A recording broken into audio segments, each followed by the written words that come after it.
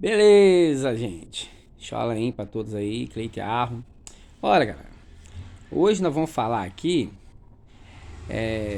Eu vou dar mais uma resposta a um determinado grupo de pessoas que andou conversando direto com. Mandou aí umas mensagens em alguns vídeos meu. E fora as pessoas que aparecem assim no dia a dia da gente, em frente a gente, para justificar talvez que a gente está errado, que não é uma coisa que é para a gente ficar falando, mas sim é conversar só com alguns tipos de pessoa que estão no encontro. Vamos lá, galera. É, Você tem um ambiente familiar, vamos supor que você tem uma família. Aí, se você não vai numa igreja, o nome já tá errado. Eles já te chamam de um jeito errôneo. Porque igrejas são pessoas de carne e osso. Entendeu? O correto, essas turmas de corda de pastores ou padres que estudam, mas não tem coragem de corrigir os membros que falam desse jeito. O correto é: vão no meu ministério, vamos no culto. E não falar, pô, você vai na igreja hoje? Vão lá na minha igreja. Poxa, gente, se a igreja é você, se o termo igreja, gente, o termo igreja, ele veio de uma palavra hebraica chamada orolial. Orolial se refere a pessoas, não é nada de pedra, não é encontro. Pessoa de carne e osso. Quando você fala, vai na minha igreja, você está mandando alguém ir em você. Já começa te chamando assim, né? Então, quando alguém fala que a pessoa não vai na igreja, não vai num templo, ou coisa desse tipo, fala que a pessoa está errônica, está toda errada. Mas tem pessoas que não vai em templos, galera, mas fica sempre o Criador na mente dele, oram, agradecem, faz tudo que os discípulos faziam naquela época, né? Ou até mesmo seguidores, porque nós vemos que esse modelo do templicentismo, isso existe só de um tempo para cá, não tinha na época dos discípulos, não tinha na época do Messias, e quando tinha algum tempo naquela época, eram tempos pagões, que se faziam oferendas, que se fazia um ritual em prol a divindades estrangeiras, divindades pagãs, né? Aí, antes que alguém venha dizer, ah, mas você está mentindo porque existia um templo lá, e o templo de Salomão, ó, vamos lá, galera. Primeiro, o templo de Salomão não era esse tipo de coisa, você fala, ah, eu vou lá para bater palma, para cantar, não existe, não é isso. Primeiro que aquele templo na época de Cristo era já o templo de Herodes, o verdadeiro templo do passado já tinha sido destruído. E aqueles templos daquela época que foi feito, ele só ficava trancado, era aberto somente uma vez por ano, segundo a cultura dos hebreus e a cultura do judaísmo, que era desde aquela época. O que acontece? Pessoas que eram aleijado, que tinham enfermidades, lepras e que eram pagões, não podiam entrar no templo. Eram proibidos. Era somente os levitas, da tribo de Levi, que podia entrar. Você está entendendo? Era só os levitas que podiam entrar naquele templo, na época de sacrifício, e somente uma vez por ano. Então não tinha esse modelo. Então não podemos usar aquele tipo de tempo para justificar algo. Deus seria incoerente. Você está entendendo? Então seria totalmente incoerente. Então a gente não pode usar essas passagens para justificar outra. E outra coisa, galera, é, isso foi porque é erro de tradução, tá? Isso são erros de tradução. Sabe por quê? Porque se tivesse transliterado e traduzido corretamente, tá? As escrituras do hebraico para o português, como era o costume naquela época, não estaria essa bagunça. Como que seria a tradução, então, correta? Vamos lá. É, vamos lá. Se o templo não era aberto todos os dias, que se era somente uma vez por ano, e se as pessoas eram proibidas de ficar lá dentro, e quando entravam pessoas que tinham problemas de saúde, etc., não podiam entrar, aonde que o Messias está fazendo aquelas curas é no pátio externo ao templo. O que é isso? No pátio, no lado de fora. Vocês estão entendendo? É no pátio. Então aquele templo mesmo que você está vendo lá, ele estaria ali trancado, né? 15 metros de frente, por tantos de fundo, era pequeno, né? Entendeu? Era pequeno. Então, galera, teria que colocar assim, ó. E Jesus curou o cego externo, no pátio externo ao templo, por causa disso daquilo. Então, tinha que ter colocado. Aí, para defender o templicentismo, eles colocou tudo como a cura foi lá dentro do templo.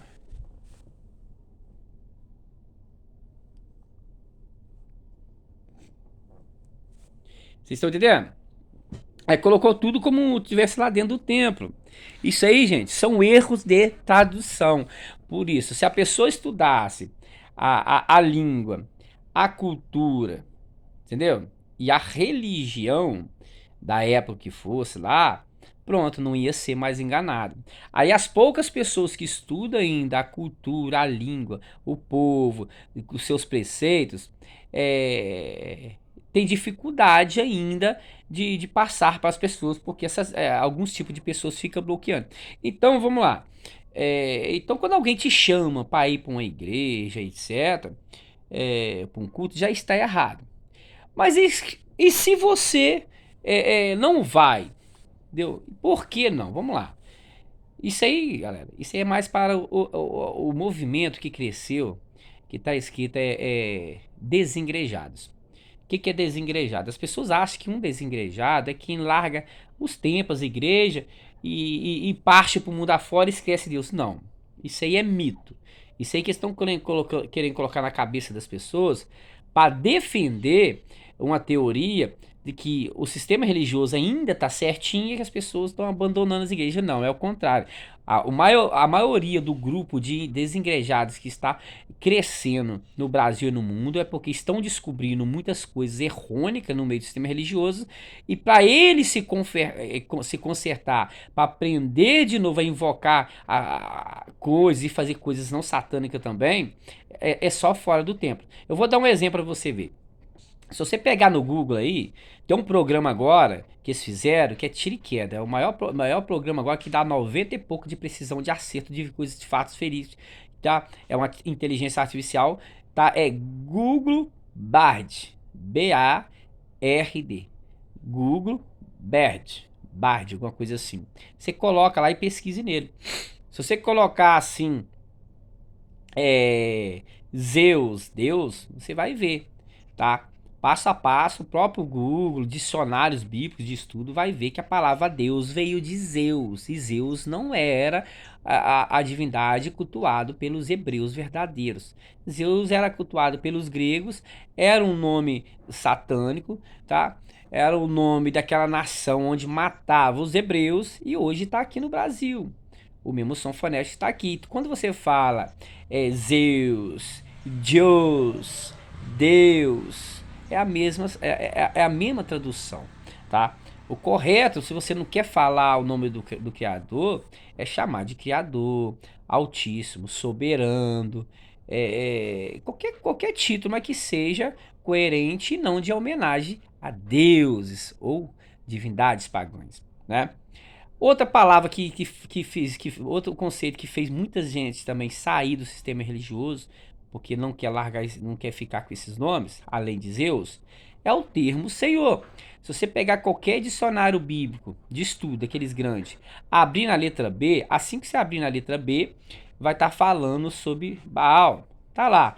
Baal, o antigo deus dos cananitas e fenícios, os cultos a Baal desafiavam o Criador. Tá lá. Baal significa Senhor. Você tá entendendo? Então a palavra Senhor veio de Baal. Aí a maioria das pessoas, além de largar o nome próprio do Criador, se depara com Baal. E a desculpa é porque título pode, não tem problema, porque tem uma passagem lá que fala que em respeito ao nome do Criador nós não podemos falar, não podemos isso. Espera aí, gente. Para e pensa. O Criador iria revelar o nome dele na terra? Olha só. O Eterno revela o nome próprio dele na terra começa a ensinar um monte de profetas e outras pessoas. Olha, o meu nome é santo. Quando for orar, ore em meu nome. Tudo que pedis, peça em meu nome. Quando for curar, cure em meu nome. Várias passagens falando do nome do Criador para a gente respeitar e falar. E na atualidade hoje não pode?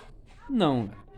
Isso aí foi acrescentado também, distorcido na Bíblia, porque os Yahudins até hoje, eles tinham uma cultura lá atrás, eles não deixavam o povo que não era deles ter acesso ao nome próprio. O Criador é um dos requisitos que eles têm. Eles passaram a trocar por títulos. Aí só guardavam o nome deles quando eles estivessem sozinhos nos templos deles ou nos cantos deles fazendo seus cultos. Então o judeu sabe disso. Então aqueles nomes fantasias que eles ficam lá na rua, que você vê lá, as pessoas fazem até vídeo em cima, olha, tô vendo aqui judeus que gritar aqui, gritar aqui, Yeshua, sai disso, tá? Yeshua, Shua, entendeu? Shua é um princípio de salvação, tá lá, Shua, que é o Shem. Sobra El, vai virar Yeshua, né? El era o pai de Baal, eles pegaram o nome do Eterno, tiraram o fole e colocou uma homenagem ali. Quando você fala Yeshua, o El Shua, você está falando que o pai de Baal, El, o Deus El, te salva. Então é um nome errôneo. Eles falam aquilo para também esconder o nome do Messias, também esconder o nome próprio do Criador. Vocês estão entendendo? Mas você que é conhecedor, saiba, não é errado você cultuar o nome do Criador. Não é. Não é. Não é. Não é errado. Então quer dizer que você acha que o Criador está gostando de milhares e milhões de povo deixar de invocar o nome dele e ficar fazendo tudo ao contrário, cultuando no lugar dele divindades pagãs, que é rival dele em adoração? Você acha que é isso mesmo que o Criador está gostando? Tá. Tito que a gente não pode mais, por respeito ao Criador, não vamos conversar com o Criador. Aí pode no lugar dele então ficar falando todo dia Zeus, Baal, que é a palavra Senhor que virou aqui no Brasil. Então galera, eu não tem lógica. O sistema religioso, olha, aceita que dói menos, que mais e mais pessoas estão descobrindo, vai largar esses templos pagãos, onde vocês só servem o Criador em arrecadação de grana, de dinheiro, onde há uma pirâmide que só pastor vai subindo, aí lá vez ou outra, uns vêm ajudando algumas outras pessoas subindo, e aqueles milhões e milhões de fiéis que nada tem, que faz aquele sacrifício ficar doando e jogando e dando lá dinheiro para vocês. Então é triste. E pior ainda, ver homens e mulheres de verdade manifestando a sua fé em uma divindade que não é o Eterno, que não é o seu filho, e aí milhões e milhões de pessoas que morreram manifestando a sua fé em um nome pagão ainda, não, e no lugar do nome verdadeiro. Então, tô terminando esse vídeo, esse vídeo é dedicado, tá, a todos os seguidores, tá, de Arusha, todos os seguidores de Arro, que é perseguido, você se sente sozinho, não tem problema, sabe que há milhares e milhares de pessoas igual vocês pelo mundo afora, e pensa uma coisa, tá, do mesmo jeito no passado, sempre as pessoas também duvidaram, sempre foram pouquíssimas pessoas escolhidas, então você é um daqueles pouquíssimos. Na época de Abraão, na época de Abraão, só se salvou e mais alguns, mais a sua família lá, que é uma menina, as moças lá. Na época do dilúvio, vemos também que se salvou lá naquela arca só também uma família, pouquíssimas pessoas daquele período todinho. Na época do deserto só se salvou também pouquíssimas pessoas, nem os mais velhos que era conhecedor mesmo do evangelho também não chegaram a se salvar, né? Foi só as descendências, e Yehoshua lá, José, e também Caleb, né? Yarro Caleb. Somente eles também. Agora o Messias vem, revela de novo o nome esquecido dele na terra, colocando o nome dele, com o som do nome do Criador, para a pessoa voltar a lembrar do nome do Eterno, ensinando boas novas, mandando largar que as práticas pagãs que estavam errônico, que nada levava. e as pessoas fazem tudo ao contrário que ele ensinou de novo, você acha que são muitas pessoas hoje? Não, são pouquíssimas pessoas. Então, galera, Cleiton Arro, espero que vocês tenham gostado. Entra lá no canal lá, compartilha lá. Cleiton Notícias é o meu canal no YouTube, tá? Cleiton Notícias, tá? Você pega lá e se inscreva, dá um like. Quer saber sobre esporte também? Entre lá no YouTube também, coloca Fla Baixada Notícias. Fla Baixada Notícias, vai saber notícias sobre clube de futebol, outros esportes. É um canal novo, mas passo a passo a gente vai chegando bem comum, tá? Valeu, galera. Que a Alorim possa estar sempre na vida de vocês, que através do seu filho Yahushua, entendeu? Possa estar reinando pela benevolência dele nos nossos corações, no meu, no seu e de todos. Shalom.